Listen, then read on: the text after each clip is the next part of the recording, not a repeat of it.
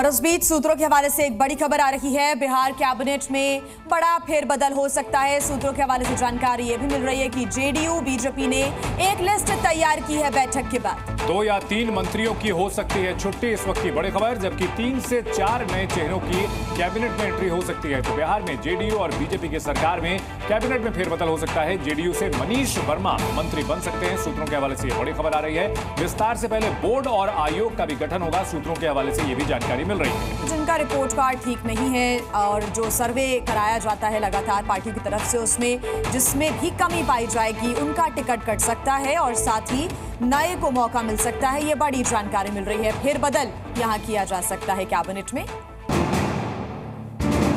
कोलकाता में lady doctor से rape और मर्डर मामले में डॉक्टर आज दोपहर 12 बजे विरोध प्रदर्शन करेंगे। तो वहीं आर्जिकर मेडिकल अस्पताल और कॉलेज के प्रदर्शनकारी जूनियर डॉक्टर्स ने पश्चिम बंगाल सरकार के सामने कई मांगों को रखा है। डॉक्टर्स ने कोलकाता पुलिस कमिश्नर, स्वास्थ्य सचिव, डीएमई, डीएचएस का इस्तीफा मांगा है। उन्होंने कहा है कि जब तक राज्य सरकार उनकी सभी मांगों को पूरा नहीं कर देते, उनका ये जो काम है वो बंद रहेगा, प्रदर्शन जारी रहेगा।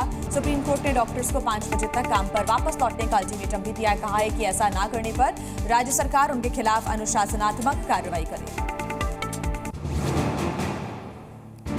भारत और संयुक्त अरब अमीरात ने सोमवार को ऊर्जा सहयोग के क्षेत्र में विस्तार करने के लिए 4 समझौतों पर हस्ताक्षर किए। प्रधानमंत्री नरेंद्र मोदी ने अबू धाबी के क्राउन प्रिंस शेख खालिद बिन मोहम्मद बिन जायद अल नाहयान के साथ लंबी बातचीत की। दोनों देश रणनीतिक संबंधों को बढ़ावा देने पर जोर दे रहे हैं। 4 समझौतों में Abu Dhabi national oil company और इंडियन ऑयल कॉर्पोरेशन लिमिटेड के बीच लंबे समय के लिए एलएनजी सप्लाई, एडीएनओसी और India strategic petroleum reserve limited के बीच भी समझौता किया गया। केंद्रीय गृह और सहकारिता मंत्री अमित शाह को सर्वसम्मति से दोबारा संसदीय राजभाषा समिति का अध्यक्ष चुना गया है। नई सरकार बनने के बाद संसदीय राजभाषा समिति के पुनर्गठन के लिए दिल्ली में समिति की बैठक आयोजित की गई, जिसमें गृह मंत्री को समिति का अध्यक्ष चुना गया। साल 2019 से अगस्त 2024 के दौरान भी अमित शाह समिति के अध्यक्ष थे। समिति का उद्देश्य किसी भी भारतीय भाषा के साथ कंपटीशन के बिना हिंदी की पहुंच को बढ़ाना है। गृह मंत्री ने कहा कि 2047 तक देश की सभी सरकारी व्यवस्थाओं का संचालन भारतीय भाषाओं में हो और इस लक्ष्य के साथ सरकार आगे बढ़ रही है।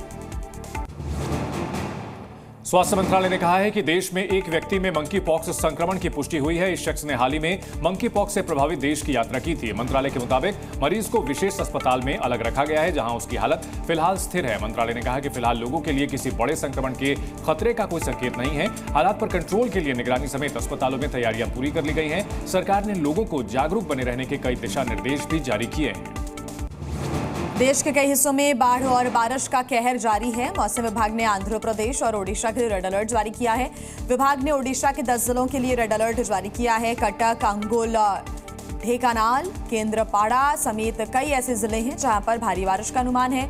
मध्य प्रदेश, छत्तीसगढ़, तेलंगाना और वहीं पश्चिम बंगाल के भी कई ऐसे हिस्से हैं जहां पर ऑरेंज अलर्ट मौसम विभाग ने जारी किया है। मध्य प्रदेश में अगले 3 दिन तक कई जिलों में भारी बारिश होने की आशंका है। राज्य के कई जिलों में ऑरेंज और येलो अलर्ट जारी किया गया है।